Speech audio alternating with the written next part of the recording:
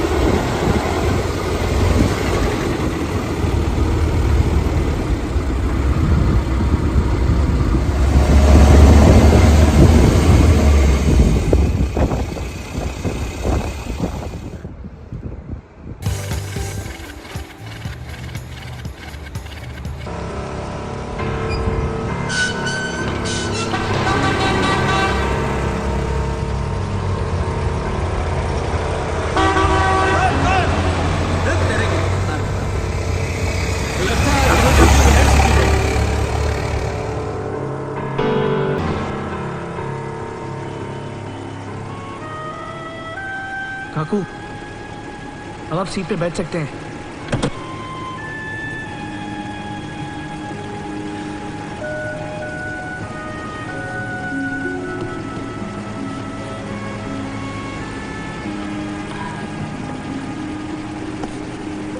ये लो, ये पहन लो।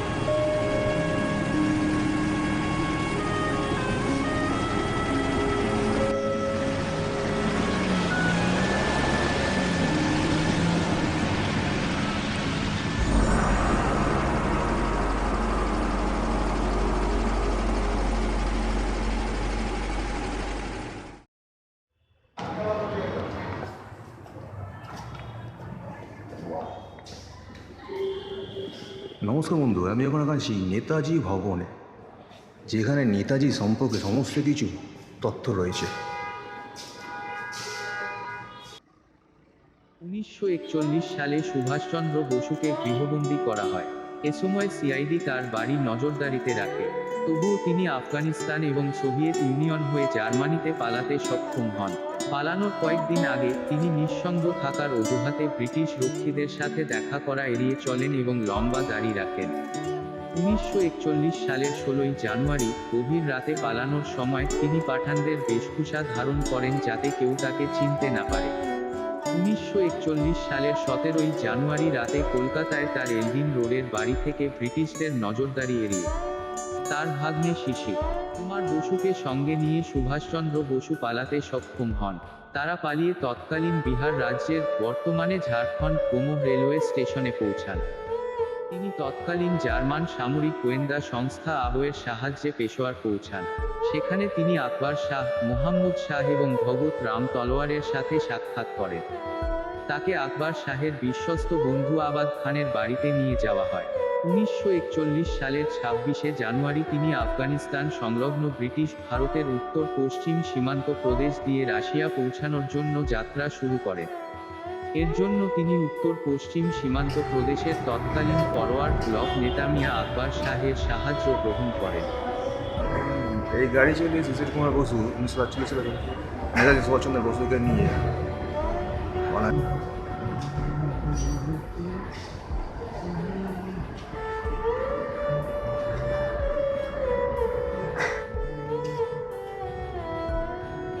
তাকে একটি অভিনব ছদ্মবেশ ধারণের প্রস্তাব দেন।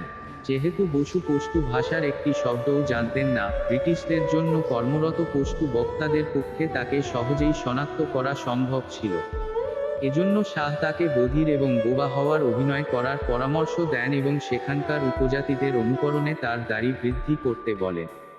তার পথপ্রদর্শক ভগৎ রাম তলোয়ার একজন সোভিয়েত গোয়েন্দা ছিল, যদিও সুভাষচন্দ্র বসু সে সম্পর্কে অবগত ছিলেন না।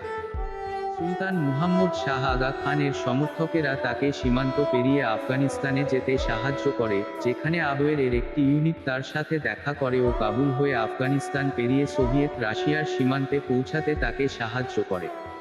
একজন পশতুন বিমা এজেন্ট জিয়াউদ্দিন সেজে আফগানিস্তানে পৌঁছানোর পর তিনি তার ছদ্মবেশ পরিবর্তন করেন এবং একজন ইতালীয় অভিজাত ব্যক্তি কাউন্ট অরল্যান্ডো মাজোত্তা সেজে ইতালীয় পাসপোর্টে মস্কো পৌঁছান। মস্কো থেকে তিনি রোমে পৌঁছান এবং সেখান থেকে জার্মানিতে পাড়ি দেন। রাশিয়ায় পৌঁছানোর পর সোভিয়েত গোয়েন্দা সংস্থা এনকেভিডি তাকে মস্কোতে নিয়ে যায়। তিনি আশা করেছিলেন যে ভারতে ব্রিটিশ শাসনের প্রতি রাশিয়ার ঐতিহ্যগত শত্রুতার ফলস্বরূপ তারা তার ভারতে যৌন উত্থান ঘটানোর পরিকল্পনাকে সমর্থন করবে। তবে সোভিয়েতদের প্রতিক্রিয়া দেখে তাকে হতাশ হতে হয়। তাকে দ্রুত মস্কোতে উপস্থিত জার্মান রাষ্ট্রদূত কাউন্ট ফন ডার শুলেনবার্গের কাছে হস্তান্তর করা হয়। তিনি এপ্রিলের শুরুতে একটি বিশেষ কুরিয়ার বিমানে করে সুভাষচন্দ্র বসুর বার্লিনে পৌঁছানোর ব্যবস্থা করেন।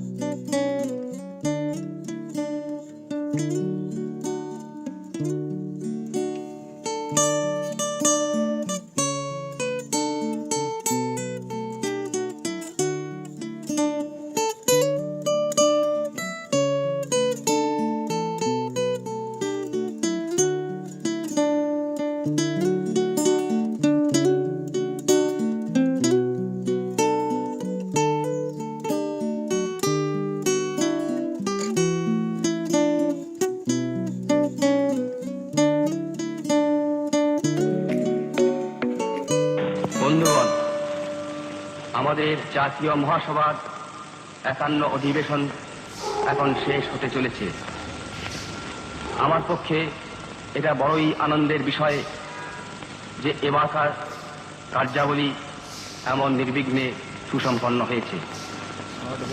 আমি যখন হরিপুরায় রওনা হই তখন অনেকের মনে এরকম আশঙ্কা দেখা দিয়েছিল যে হয়তো হরিপুরায় গত সুরাত কংগ্রেসের পুনরভিনয় হতে পারে, কিন্তু এটা আমাদের পক্ষে বড়ই সুখের কথা যে ভগবানের আশীর্বাদে সেই সমস্ত আশঙ্কা অলীক প্রতিপন্ন হয়েছে। বন্ধুগণ, আর একটা কথা ভেবে আমার মনে আজ আনন্দ দেখা দিচ্ছে। এখানকার অভ্যর্থনা সমিতি সর্দার বল্লভভাই প্যাটেল মহাশয়ের পরিচালনায় যেভাবে কাজ করেছেন এবং যেভাবে আমাদের জন্য সমস্তই ব্যবস্থা সুবন্দোবস্ত করেছেন, এটা আমাদের পক্ষে বড়ই আনন্দের বিষয়। তাই তাদের নিকট আমি আমাদের অন্তরের কৃতজ্ঞতা জানাতে চাই। এতদ ব্যতীত এখানকার স্বেচ্ছাসেবক ও স্বেচ্ছাসেবিকারা যেভাবে অক্লান্ত পরিশ্রম করে আমাদের সেবা করেছেন, তাতে আমরা তাদের কাছেও কৃতজ্ঞ।